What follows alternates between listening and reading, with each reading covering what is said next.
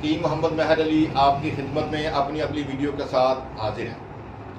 वो मेरे भाई जिनका मादा तुलीद या दिल की बीमारी या कोलेस्ट्रॉल या अंतड़ियों में सोजिश है, शुगर है, जोड़ों का दर्द है, किसी भी किस्म का आपको कोई मसला है, ख़ास तौर पर जिस्म से जो अंतड़ियों में सोजिश हो जाती है, उसके लिए बेहतरीन कावा है, कोलेस्ट्रॉल के लिए बेहतरीन कावा है। तो आपने क्या करना है कि एक चम्मच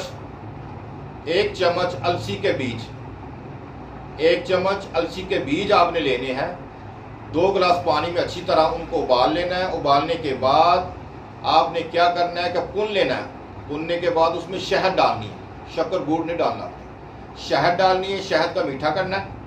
तो आपने ये कावा पी लेना, सुबह दोपहर शाम कावा पिए। अच्छा, वो लोग जिनके बाल झड़ते हैं, जिनके बालों में खुश्की है, जिनके जिस्म में खुश्की है, अल्हम्दुलिल्लाह आप ये अलसी के बीजों का कावा इस्तेमाल करें।